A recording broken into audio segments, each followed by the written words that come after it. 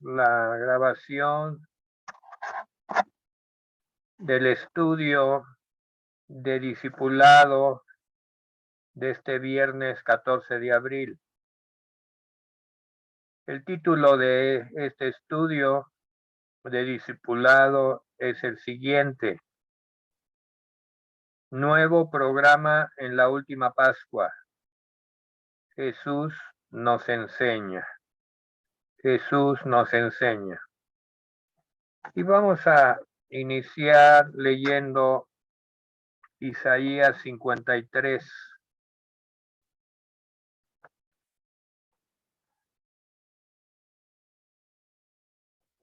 El capítulo de Isaías 53, del 1 al 12, dice así lo siguiente. ¿Quién ha creído a nuestro anuncio? ¿Y sobre quién se ha manifestado el brazo de Jehová? Subirá cual renuevo delante de él, y como raíz de tierra seca. No hay parecer en él ni hermosura, le veremos más inatractivo para que le deseemos. Despreciado y desechado entre los hombres, varón de dolores, experimentado en quebranto, y como que escondimos de él el rostro, fue menospreciado y no lo estimamos. Ciertamente él llevó nuestras enfermedades, sufrió nuestros dolores. Nosotros le tuvimos por azotado, por herido de Dios y abatido. Mas él herido fue por nuestras rebeliones, molido por nuestros pecados. El castigo de nuestra paz fue sobre él, y por su llaga fuimos nosotros curados. Todos nosotros nos descarriamos como ovejas, cada cual se apartó por su camino, mas Jehová cargó en él el pecado de todos nosotros. Angustiado él y afligido, no abrió su boca. Como cordero fue llevado al matadero, y como oveja delante de sus trasquiladores, enmudeció y no abrió su boca. Por cárcel y por juicio fue quitado. Y su generación, ¿quién la contará? Porque fue cortado de la tierra de los vivientes, y por la rebelión de mi pueblo fue herido. Se dispuso con los impíos su sepultura, mas con los ricos fue en su muerte. Aunque nunca hubo maldad, ni hubo engaño en su boca. Con todo esto Jehová quiso quebrantarlo, sujetándole a padecimiento. Cuando haya puesto su vida en expiación por el pecado, verá linaje, vivirá por largos días, y la voluntad de Jehová será en su mano prosperada. Verá el fruto de la aflicción de su alma, y quedará satisfecho. Por su conocimiento justificará mi siervo justo a muchos, y llevará las iniquidades de ellos. Por tanto, yo le daré parte con los grandes, y con los fuertes repartirá despojos, por cuanto derramó su vida hasta la muerte, y fue contado con los pecadores, habiendo él llevado el pecado de muchos y orado por los transgresores. Este discipulado del día de hoy viene a ser un repaso y un enfoque de una recopilación de enseñanzas que dio Jesús previo a la última Pascua, donde él pues entregó su vida, tal como dice aquí Isaías 53. Hacia el final del ministerio terrenal de Cristo, fue obvio que el reino mesiánico, predicho en el Antiguo Testamento, no se cumpliría tal cual en la primera venida de Cristo.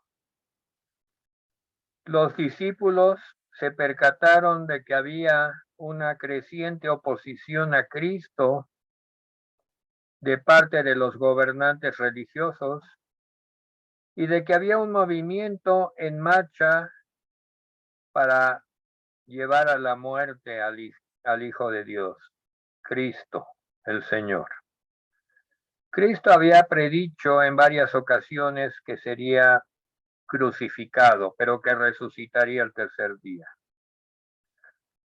Esto lo hemos ya estudiado en los diferentes discipulados últimamente. Los discípulos no solo rehusaron aceptarlo. ¿Aceptar qué? Pues que iba a ser crucificado y que resucitaría, sino que tal parece que lo borraron de su memoria, de forma tal que cuando Cristo murió, no se dieron cuenta de que se estaba cumpliendo la profecía que él mismo había dado para sí mismo. Por otro lado, Cristo había afirmado que Dios exaltaría los 12 apóstoles y los pondría en tronos para juzgar a las 12 tribus de Israel. Lo encontramos en el estudio de Mateo capítulo 19 y lo vamos a repasar en este momento. Mateo 19 del versículo 28 al 30 dice: y Jesús les dijo: de cierto os digo que en la regeneración, cuando el Hijo del Hombre se siente en el trono de su gloria, vosotros que me habéis seguido, también os sentaréis sobre 12 tronos para juzgar a las 12 tribus de Israel. Y cualquiera que haya dejado casas, o hermanos, o hermanas, o padre, o madre, o mujer, o hijos, o tierras, por mi nombre, recibirá 100 veces más y heredará la vida eterna. Pero muchos primeros serán postreros y postreros primeros. Ya hemos estudiado este pasaje y eso es lo que muestra que pues los discípulos tenían en mente esta enseñanza, y la enseñanza de la muerte en la cruz y la resurrección la tenían olvidada. En Marcos, en Lucas 18, del 28 al 30, vamos a leerlo. Lucas 18, del 28 al 30.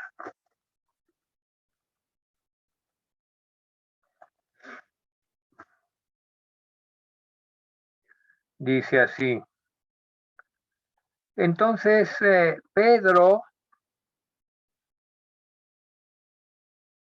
dijo: he aquí, nosotros hemos dejado nuestras posesiones y te hemos seguido.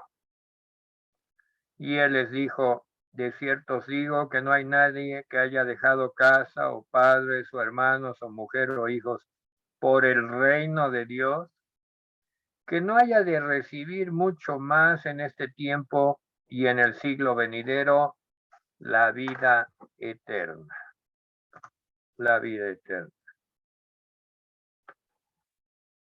Así que Jesús les aseguró a sus discípulos que ellos serían ricamente recompensados en el cielo por sus pruebas y tribulaciones. Todo esto tendía a inspirar su anticipación de la expectativa de que se sentarían en tronos y recibirían bendición de Dios debido a su relación con Jesucristo. Sin embargo, como aclaró Jesús en todas estas citas, el cumplimiento no había de darse en esta vida, sino en el reino futuro. El problema era que los discípulos pensaron que el reino había de venir de inmediato.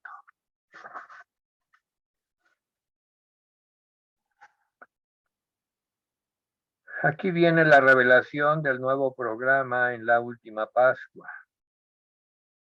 Miren, el rechazo de Cristo de parte de los gobernantes religiosos ya sabemos que culminaría en su crucifixión. Sin embargo, la noche antes de su crucifixión, Jesús se reunió con sus discípulos para su última Pascua. Y en el sermón del aposento alto, que está textualizado en Juan capítulo 13 al 17, lo pueden anotar para leerlo después. Allí inició la revelación que señalaba hacia un nuevo programa que había de introducirse antes del cumplimiento del reino milenario. En este nuevo programa, los discípulos, en lugar de sentarse en tronos, como era lo que ellos pensaban, estarían trabajando como siervos de Dios. Esto sale a colación al comienzo de la celebración de la Pascua, cuando Jesús, para ilustrarlo, lava los pies de los discípulos. Este es el caso que ocurrió. Miren, se acostumbraba que un esclavo lavara los pies de los invitados que llegaban a cenar. Sin embargo, no había ningún esclavo disponible y ninguno de los discípulos deseaba ofrecerse de voluntario para esta tarea, porque sería una admisión de inferioridad ante los otros discípulos. Hay un caso escenificado en Lucas 9:46 que nos habla del clima que existía entre ellos. Lucas 9:46 dice así: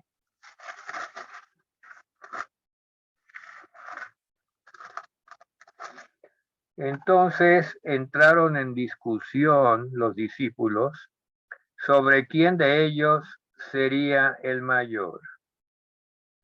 Y Jesús, percibiendo los pensamientos de sus corazones, tomó a un niño y lo puso junto a sí, les dijo: cualquiera que reciba a este niño en mi nombre, a mí me recibe, y cualquiera que me recibe a mí, recibe al que me envió, porque el que es más pequeño entre todos vosotros, ese es el más grande. No faltaban las ilustraciones de parte de Jesús sobre la humildad que había que tener como siervos. No era eso lo que imperaba, sino una especie de competencia entre los discípulos. Discutían quién sería el mayor. Y bajo esas circunstancias, pues, ninguno de ellos deseaba asumir la función de un esclavo para lavar los pies de los demás. Cuando Cristo tomó un lebrillo con agua y comenzó a lavarle los pies a los discípulos, la conversación cesó y de pronto reinó un silencio sepulcral en el cuarto. A la manera de Jesús estaba enseñándoles cuál iba a ser su función. Como siempre, Simón Pedro reaccionó y le dijo al Señor: Señor, ¿tú me lavas los pies? Respondió Jesús y le dijo: lo que yo hago, tú no lo comprendes ahora, mas lo entenderás después. Pedro le dijo: no me lavarás los pies jamás. Jesús le respondió: si no te lavare, no tendrás parte conmigo. Le dijo Simón Pedro: Señor, no solo mis pies, sino también las manos y la cabeza. Jesús le dijo: el que está lavado no necesita sino lavarse los pies, pues todo está limpio. Vosotros limpios estáis, aunque no todos, porque sabía quién le iba a entregar. Por eso dijo: no estáis limpios todos. Este incidente ciertamente dramático antes de la crucifixión de Jesús nos muestra que él estaba aclarando que la futura función de los discípulos para esta vida había de ser la de siervos y no gobernantes sobre tronos. Esta situación, en la medida que los discípulos se fueron percatando, pues retó más sus esperanzas. De pronto, estar en un lugar tan exaltado, privilegio de un privilegio tan exaltado en el reino de Cristo. Ya se veían ellos sentados en tronos. También sirvió para sellar la determinación de Judas Iscariote, pues decidió traicionar a Cristo. Entrando en la mentalidad de Judas, podemos darnos cuenta que un hombre tan sagaz como él era, se había dado cuenta de la creciente oposición de los gobernantes judíos y ya veía palidecer la luz del glorioso reino que él se había imaginado. Se convenció a sí mismo de que si traicionaba a Jesús ante las autoridades, si era el Mesías, pues no le iba a suceder nada a Jesús. Y si no era el Mesías, pues entonces no importa la traición. Los cálculos de Judas estaban dirigidos a una situación donde no podía perder. En lugar de ello, se colocó en una postura donde no iba a ganar. Luego de la fiesta, Jesús identificó a Judas como el traidor, al decir que era el que mojaba el pan en el mismo plato que él. Luego de esto, Satanás entró en Judas y éste se marchó. Podemos ver que a veces se piensa que porque Satanás entró en Judas, traicionó al Señor. Y es al revés, en el orden. Él llegó a pensar en traicionar al Señor y en esa condición Satanás aprovechó para entrar en él.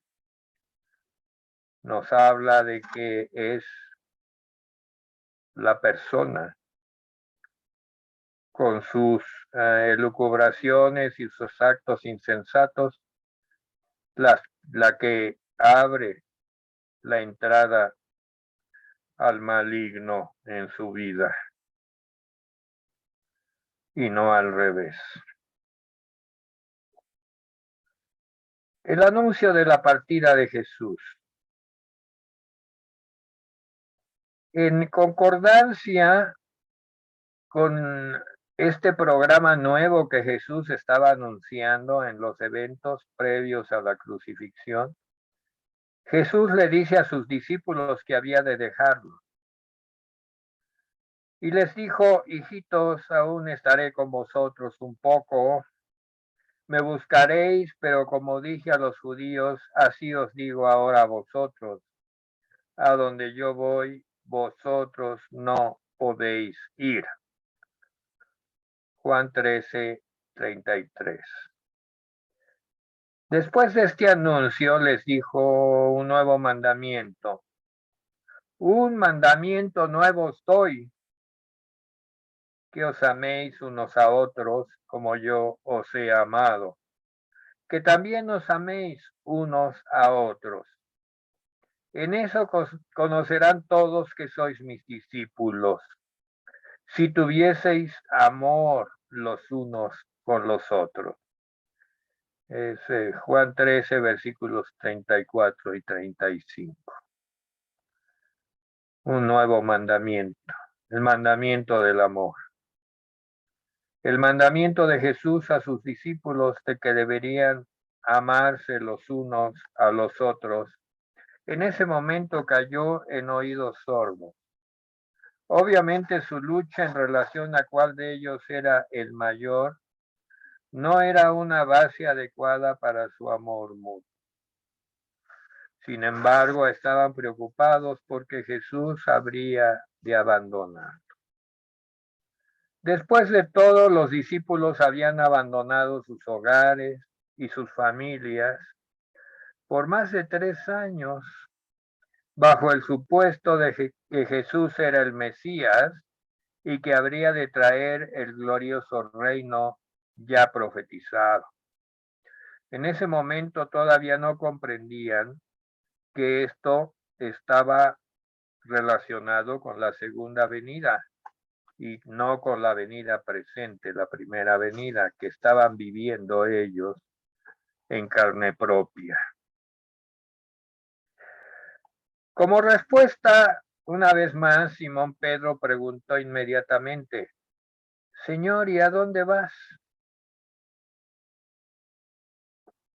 Juan 13:36. Y Jesús respondió: a donde yo voy, no me puedes seguir ahora, mas me seguirás después. Pedro replicó, característico de él: Señor, ¿por qué no te puedo seguir ahora? Mi vida pondré por ti. Respondiendo Jesús, dijo: tu vida pondrás por mí. De cierto te digo, no cantará el gallo sin que me hayas negado 3 veces. Después viene un hermoso mensaje acerca de la confianza en Dios.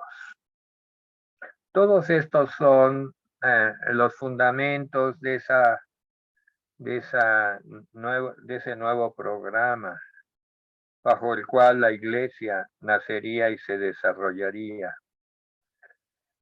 Los hechos del aposento alto que señalaron el nuevo programa de Dios dejaron a los discípulos absolutamente consternados. Estaban desconcertados por el ejemplo de servidumbre de Cristo. Estaban descorazonados con el pensamiento de que uno de ellos lo iba a traicionar. Y ahora cuando Jesús hablaba de dejarlos y Pedro dijo que moriría por él, Jesús reveló que Pedro lo negaría 3 veces antes de que pues cantara el gallo, o sea, saliera el sol.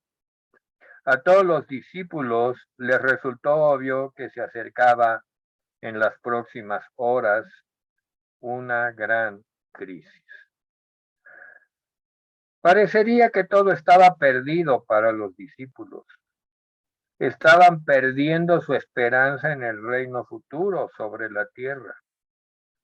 El apoyo que le brindaban ellos a Jesús se estaba desintegrando en negación, traición. Los escribas y los fariseos se oponían cada vez de una manera más grave, más firme. Además, aparte de todo esto, Jesús hablaba de abandonarlos. Es significativo que en este punto, en su sermón del aposento alto, Jesús le reveló a sus discípulos una lección acerca de la firme obra de Dios en su ausencia. Aunque la esperanza de los discípulos acerca del reino futuro no se realizaría de inmediato, hubo mucho que no cambió y mucho que constituiría bendición adicional. En base a esto, Jesús dijo: no se turbe vuestro corazón. Estamos hablando de Juan 14:1. No se turbe vuestro corazón. Creéis en Dios, creed también en mí. Al referirse a la confianza continua en Dios, Jesús reunió en unas palabras toda la evidencia del Antiguo Testamento acerca de la fidelidad de Dios para con el pueblo de Israel. A pesar de sus pecados y defectos, Dios había sido fiel a cada promesa que les había dado. El Dios de Israel todavía estaría en el trono. Es significativo que Jesús añadió: creed también en mí. No se turbe vuestro corazón, creéis en Dios, creed también en mí. Los discípulos habían aprendido durante 3 años y medio con Cristo que podían confiar en Él. Jesús estaba en control de cada situación. Podía alimentar a 5,000, podía sanar a los enfermos, los ciegos, los inválidos, podía restaurarle el oído a los sordos, podía expulsar demonios y en varias ocasiones resucitó muertos. Ellos podían aprender de estas experiencias el maravilloso hecho de que Jesús nunca falla. En un sentido, la totalidad de este capítulo que se ocupa de la base del consuelo en Dios encuentra su clave en esta exhortación inicial. ¿Creéis en Dios? Creed también en mí. En concordancia con la disposición de Dios de descender a los niveles humanos para ofrecer hechos adicionales, Jesús continuó de la siguiente manera. Dio una promesa, la primera promesa del rapto de la iglesia. La iglesia que iban a hacer, que todavía no nacía, ya tenía una promesa. Jesús dijo para justificar el hecho que había de abandonar. En la casa de mi Padre muchas moradas hay.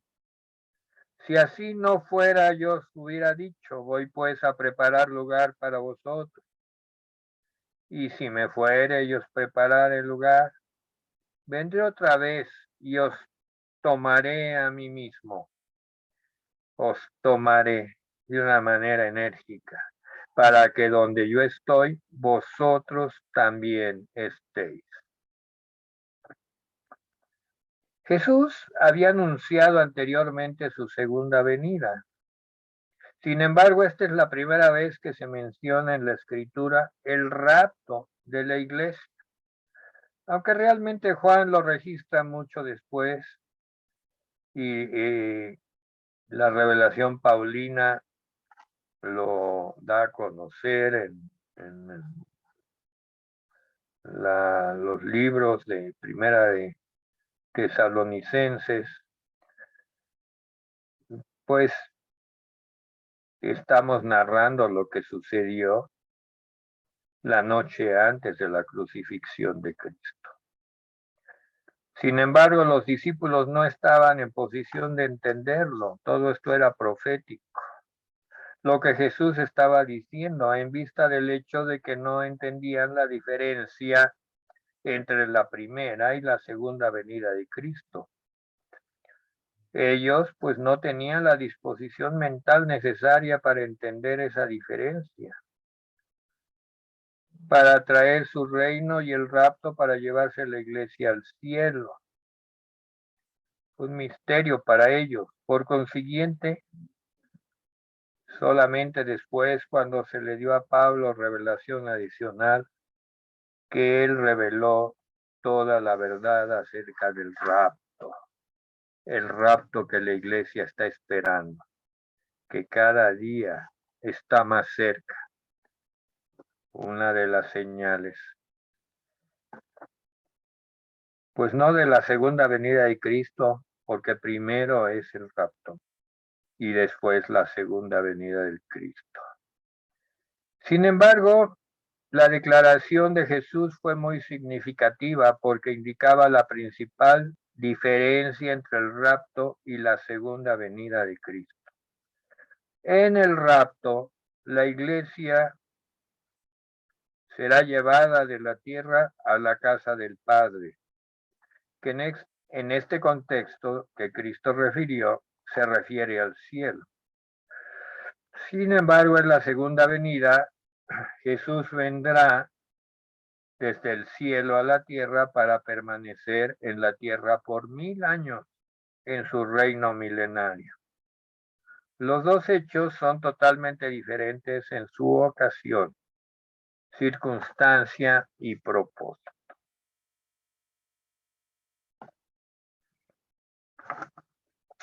Hay algo más en las declaraciones que Jesús hizo en esos momentos acerca de su venida por los discípulos para llevarlos a la casa del Padre. Él prosiguió diciendo, Juan 14:4, y sabéis a dónde voy y sabéis el camino. Esto obviamente representaba un nuevo problema para los discípulos. Ellos no sabían a dónde iba Jesús. Tomás habló expresando probablemente lo que estaba en la mente de todos. Fue la voz del grupo. Y le dijo, Señor, no sabemos a dónde vas. ¿Cómo pues podemos saber el camino? Juan 14:5. En respuesta a la pregunta de Tomás, Jesús dijo, yo soy el camino y la verdad y la vida. Nadie viene al Padre sino por mí. Juan 14:6. Ningún pronunciamiento podía ser más sencillo, aún así más profundo que esta declaración de Jesús. Solo Él es el camino o la senda al cielo. Solo Él es la verdad, ya que toda verdad es valuada por Él. Y solo Él es la fuente de vida eterna. El sendero al cielo se mantiene mediante Jesús. Nadie puede llegar al cielo o al Padre en salvación aparte de Jesucristo. No importa lo que les deparara su futuro, los discípulos estaban seguros de su salvación mediante su fe en Cristo.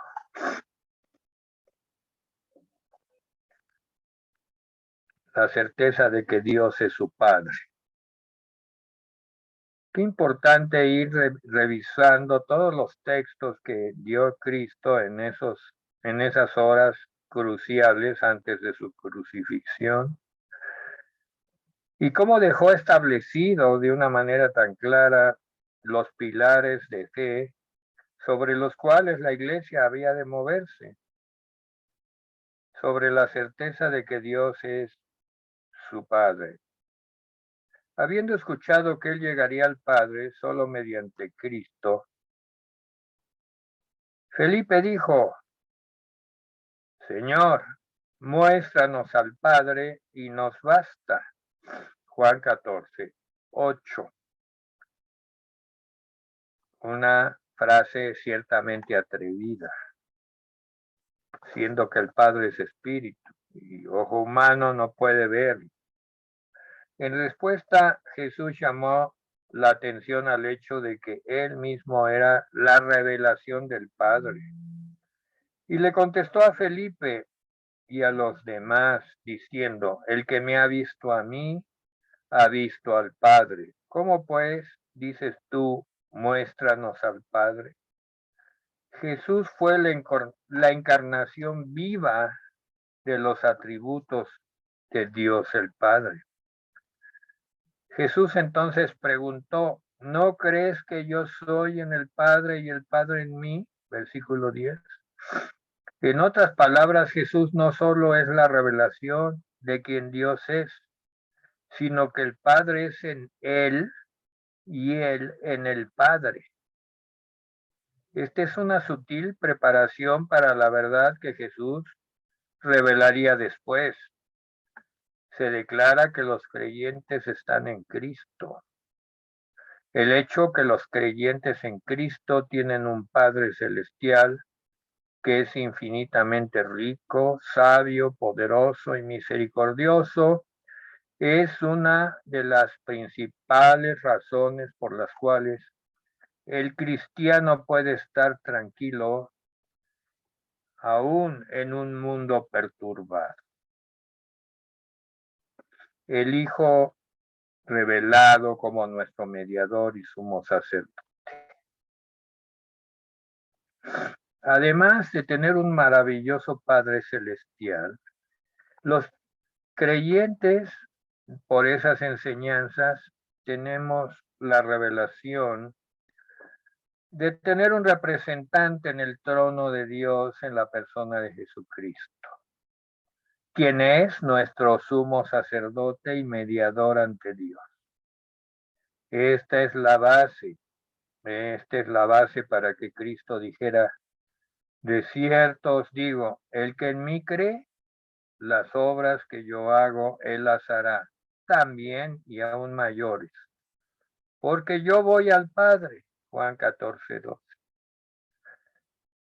Pensar que un creyente en Cristo puede realizar mayores milagros que los que Cristo hizo es sorprendente, por así decirlo, ni más ni menos.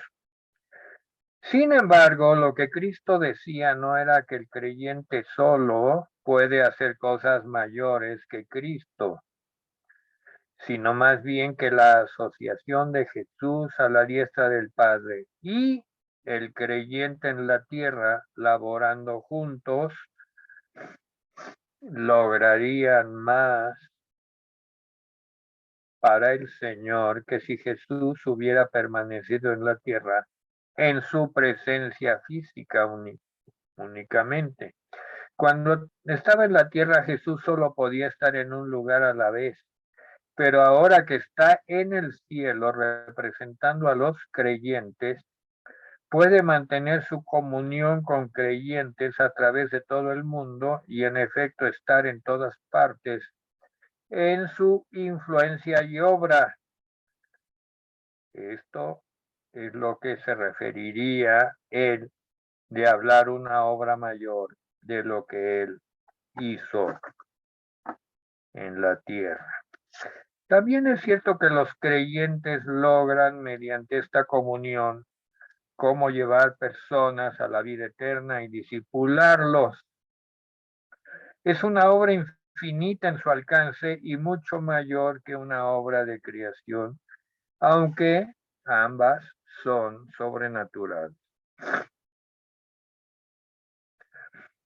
Un resultado de esa asociación de los creyentes con Cristo es magnificar nuestro privilegio en oración.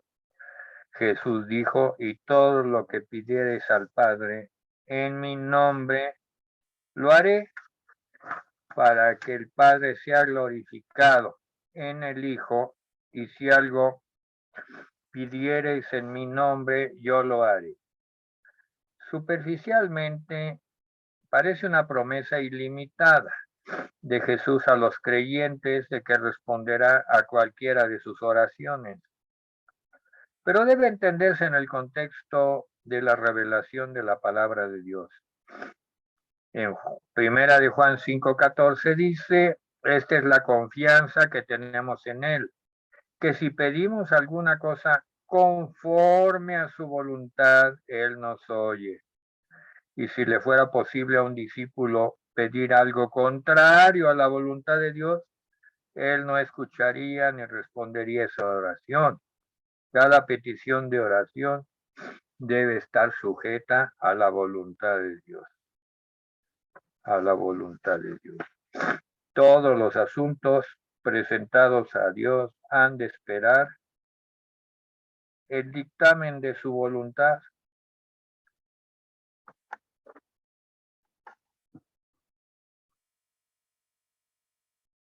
Y esto pues es una enseñanza que los discípulos estaban recibiendo, aunque como primera interpretación parecía descomunal. Pero la Biblia se interpreta a sí misma y todo está basado en la voluntad de Dios. Él debe dar el visto bueno a todas las oraciones. Además, el Señor Jesucristo, nos enseñó acerca de la obra del Padre, del Hijo y del Espíritu Santo en este nuevo programa para los creyentes. Pues Él prometió que el Espíritu Santo vendría y moraría en el creyente. Así pues lo dijo en Juan 14:15, si me amáis, guardad mis mandamientos. Y yo rogaré al Padre y os dará otro consolador para que esté con vosotros para siempre. El Espíritu de verdad, al cual el mundo no puede recibir porque no le ve ni le conoce. Pero vosotros le conocéis porque mora con vosotros y estará en vosotros.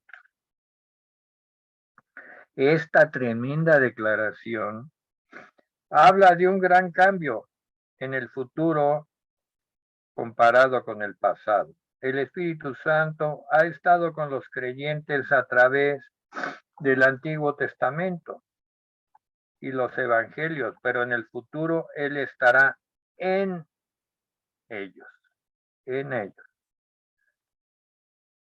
No nada más con ellos, sino en ellos. Aunque Cristo estará corporalmente ausente, el Espíritu Santo morará en cada creyente. En el Antiguo Testamento los creyentes nacieron de nuevo por el Espíritu, pero universalmente no tenían la morada del Espíritu. Por eso es que en el ministerio posterior a la resurrección de Cristo, se registró que le otorgó a los discípulos un don especial del Espíritu Santo, pues hizo de la siguiente manera. Sopló y les dijo, recibid el Espíritu Santo. Juan 20:22. Cristo hizo esto en reconocimiento del hecho de que el Espíritu no moraba en los discípulos. Ellos ya habían creído en Él para salvación, habían nacido de nuevo, eran salvos. Ahora su propósito era capacitarlos a comprender la verdad que estaba presentando. En el día del Pentecostés, esta morada llegó a ser permanente y para todo el grupo, no nada más para los discípulos. La morada del Espíritu Santo se menciona con frecuencia en otros libros. Y yo he escogido Romanos 5:5, que dice lo siguiente. Vamos a Romanos 5.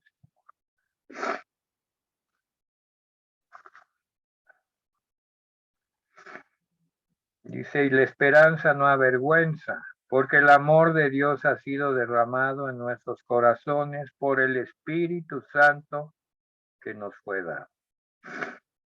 Porque Cristo, cuando aún éramos débiles, a su tiempo murió por los impíos. Ciertamente, apenas morirá alguno por un justo, con todo pudiera ser que alguno osara morir por el bueno. Mas Dios muestra su amor para con nosotros, en que siendo aún pecadores, Cristo murió por nosotros. Pues mucho más estando ya justificados en su sangre, por él seremos salvos de la ira. Esta es una señal de salvación inconfundible, salvos de la ira. ¿Cuál ira? La ira de Dios que viene en contra del pecado. Y en Romanos 8:9, allí más adelante dice los títulos.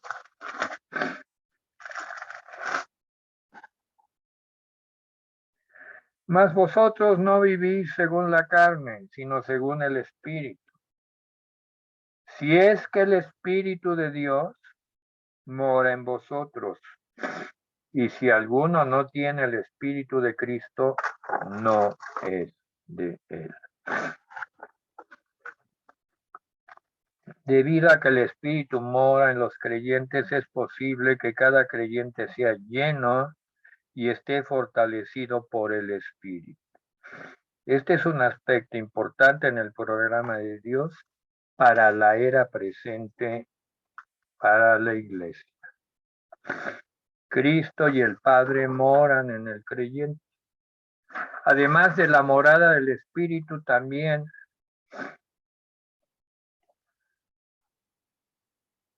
fue propósito de Dios el Padre, así como Él mismo, morar en los creyentes. Pues Él dijo, Juan 14:23, El que me ama, mi palabra guardará, y mi Padre le amará, y vendremos a él y haremos morada en él, con él. Hijo y Espíritu Santo se combinan en su testimonio a los creyentes, y ellos harán que el creyente entienda la verdad de Dios y la enseñe. Otro legado que Cristo nos anunció antes de partir a su ascensión al cielo fue la infinita paz sobrenatural de Dios que los creyentes en Cristo pueden experimentar en nuestro presente mundo malvado. Jesús dijo de la siguiente manera: la paz os dejo, mi paz os doy. Yo no os la doy como el mundo la da. No se turbe vuestro corazón, ni tenga miedo. La paz es uno de los frutos del Espíritu. Todos los factores que Jesús menciona en este discurso constituyen la base de la paz de un creyente en un mundo perturbado.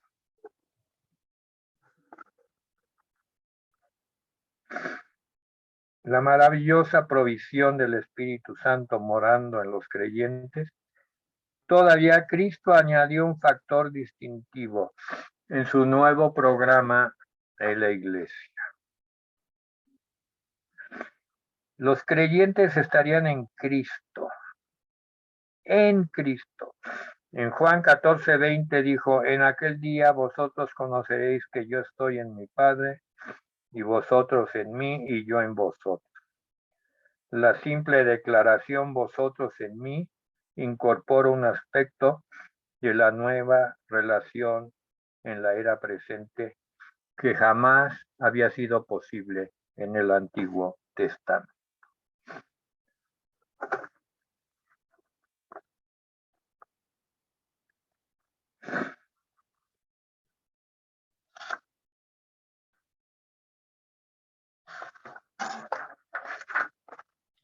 Con algunas parábolas, el Señor ilustró la relación que habría en esta nueva etapa de Jesús con la iglesia, con los creyentes. La primera figura que él usó fue la vid y los pámpanos. En la figura de la vid, representando a Cristo, y los pámpanos al creyente, se enseña una verdad, pues hay una relación viviente entre los dos, y el único propósito que tiene es fructificar. Jesús dijo: yo soy la vid verdadera, mi Padre el labrador, y todo pámpano que en mí no lleva fruto lo quitará, y todo aquel que lleva fruto lo limpiará para que dé más fruto. Juan 15, del 1 al 2. Se mencionan dos clases de pámpanos: pámpanos que moran en la vid y fructifican, y los que no moran en la vid y no fructifican. El uno lleva mucho fruto, y el que no permanece será echado fuera y se secará y lo recogerán. No habla de salvación esta parábola, habla de llevar fruto. La implicación es que los pámpanos que no sean fructíferos, pues no son verdaderos pámpanos. Y pues son cortados y quemados porque no añaden al fruto de la vida. Una parte importante de la permanencia de un pámpano en la vida es la promesa de la respuesta a la oración. Si permanecéis en mí y mis palabras permanecen en vosotros, pedid todo lo que queréis y os será hecho. Ya hablamos de que siempre que sea la voluntad de Dios. Se mencionan 3 niveles de fruto: fruto, más fruto y mucho fruto. Y un derivado de llevar mucho fruto es el gozo de servir al Señor. El pensamiento central en la figura de la vid y los pámpanos es que los cristianos individualmente no pueden esperar lograr mucho para Dios a menos que vivan en comunión con el Salvador y dependiendo de su vida y fortaleza. Si dependen de la vid y llevan fruto, pues el fruto tendrá las mismas características de la vid de donde procede su vida, o sea, de Cristo. Otra figura, parábola, es la cabeza y el cuerpo. El cuerpo de Cristo se forma cuando los creyentes son salvos y son colocados en una unión viviente en la cual todos los creyentes son ligados a Cristo como cabeza del cuerpo. De ahí la importancia de que estemos reunidos y unidos los creyentes. Esto era cierto en el Antiguo Testamento, aunque había un cuerpo de creyentes compuesto de israelitas, así como gentiles, que eran salvos, no tenían una unión orgánica. En el nuevo programa de la Iglesia, judía y gentil son ligados en una unión viviente. Lo dice Efesios 2:14, porque Él es nuestra paz, que de ambos pueblos hizo uno, derribando la pared intermedia de la separación, aboliendo en su carne las enemistades, la ley de los mandamientos, ordenanzas, para crear en sí mismo de los dos un solo y nuevo hombre, haciendo la paz mediante la cruz, reconciliar a Dios a ambos en un solo cuerpo, matando con ella las enemistades. Como resultado, el nuevo orden ahora, los gentiles son uno con los judíos convertidos a Cristo en la familia de Dios. Y dice que van creciendo para ser un templo santo en el Señor, en quien vosotros también sois juntamente edificados para morada de Dios en el Espíritu. Efesios 4, del 4 al 6, dice que debe haber unidad en el cuerpo de Cristo, un cuerpo, un espíritu, como fuiste también llamados en una misma esperanza de vuestra vocación, un Señor, una fe, un bautismo, un Dios y Padre de todos, el cual es sobre todos y por todos y en todos. Sin embargo, la figura del cuerpo ilustra que los creyentes pues son diversos, así como su unidad. En el cuerpo humano, distintas partes tienen diferentes funciones y capacidades. También en el cuerpo de Cristo, los creyentes tienen diferentes cualidades. Sin embargo, están ligados. Efesios 4:16 dice, de quien Cristo, todo el cuerpo bien concertado, unido por las coyunturas, se ayudan mutuamente según la actividad propia de cada miembro, recibe su crecimiento para ir edificándose en amor, en amor. Y ya vamos finalizando con la iglesia como un edificio. Y ese edificio dice que Cristo es el fundamento. Y puede haber oro, plata, piedras preciosas que se edifique, pero tiene que ser sobre el fundamento, que es Cristo. Siempre pasando por las pruebas de fuego. Y hay cosas que se agregan como la madera, el heno, el rastrojo, que son consumidos. Parece ser que el oro podría representar la gloria de Dios, la plata la redención o el evangelismo, las piedras preciosas, otras múltiples facetas de la vida espiritual que honran a Dios. Este edificio puede entenderse como en representación de la iglesia, y así debería vivir la iglesia para las cosas eternas. Viene otra figura, la figura del pastor y las ovejas. el reto a las ovejas es escuchar la voz del pastor y seguir.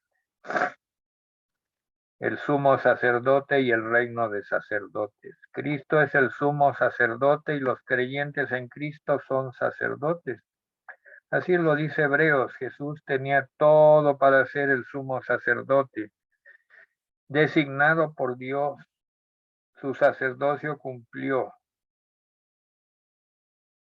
alegóricamente con el de Melquisedec, al cual Abraham le dio diezmos. Un sacerdocio que no era no era de herencia, sino de designación divina, no era de linaje, no tenía sucesor y era eterno para siempre. Podemos leerlo en el Salmo 110:4. Juró Jehová y no se arrepentirá. Tú eres sacerdote para siempre del orden de Melquisedec.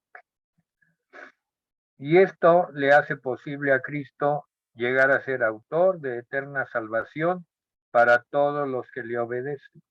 Un sacerdocio eterno. Hay otras figuras, pero voy a resumir el final en una reflexión. Todas ellas tienen como propósito que la iglesia no tenga mancha, ni arruga, ni cosa semejante. Y esto se refiere a la perfección definitiva de la iglesia. Cuando ella se encuentre con Cristo y cuando ella lo vea, será como Él. Primera de Juan 3:2. La iglesia en ese momento será gloriosa, reflejará la gloria y las perfecciones de Cristo. No habrá mancha o contaminación del pecado, pues ya el pecado no estará presente. Ninguna arruga o señal de ancianidad, eternamente joven. Ninguna imperfección o desfiguración. Todo en Él es perfecto. En todo respecto, por la gracia de Dios, la iglesia será presentada perfecta. Por consiguiente, la iglesia en la era presente tiene el prospecto del Cristo que viene y que su encuentro ocurrirá en el rapto de la iglesia. Y así será perfeccionada al encontrarse con el Señor en el aire. Al tomar todas estas figuras y otras más que relacionan a la iglesia con Cristo, al creyente se le da una visión panorámica de las características centrales del programa presente de Dios en el mundo y sus metas para la iglesia. Es claro que la iglesia no cumple el propósito de Dios para Israel y no hereda sus promesas o sus juicios. Más bien, la iglesia es un propósito especial de Dios. Así ha sido revelado. La iglesia es algo diferente, un propósito especial de Dios, y escondido de los profetas del Antiguo Testamento, pero revelado ahora en el Nuevo. Una vez que ocurra el rapto de la iglesia, el programa de Dios volverá a las líneas de tratamiento doble, Israel y los gentiles creyentes como dos entidades separadas, pero un solo Dios. Oremos agradeciéndole al Señor por su amor y su misericordia de haber podido llevar a cabo este discipulado sobre el nuevo programa de Dios para la iglesia en la última Pascua de Jesús sobre la tierra. Bendito seas, oh Dios, gracias porque hemos podido terminar por lo que nos habíamos propuesto. Te pedimos bendición, te pedimos fortaleza, dirección para aquellos que escuchen, sabiduría para que puedan entender tu programa, Señor, y creer y vivir. Eso es lo más importante. Entender, creer y vivir el nuevo programa que Dios estableció a partir de la muerte y la resurrección de Cristo, pero explicado previo a la última Pascua. Todas estas son enseñanzas que Cristo refrescó, dio, renovó a sus discípulos previamente a la Pascua, previamente a la crucifixión. Gracias, Señor, por la vida de Cristo el Señor. Gracias por tu gran amor. Gracias por el Espíritu Santo que ahora mora no solo entre nosotros, sino en nosotros junto con la presencia de Cristo y el Padre. Y pues gracias por el descanso y la paz que ha venido a nuestras vidas. En el nombre de Jesús, amén. Pues buenas noches a todos los que pues hemos estado presentes y pues, bendiciones a todos. Buenas noches. Gracias, pastor. Buenas noches, pastor. Bendiciones. Descanse, que se componga. Bendiciones, hermanos. Un saludo. Hasta luego. Bendiciones. Bendiciones.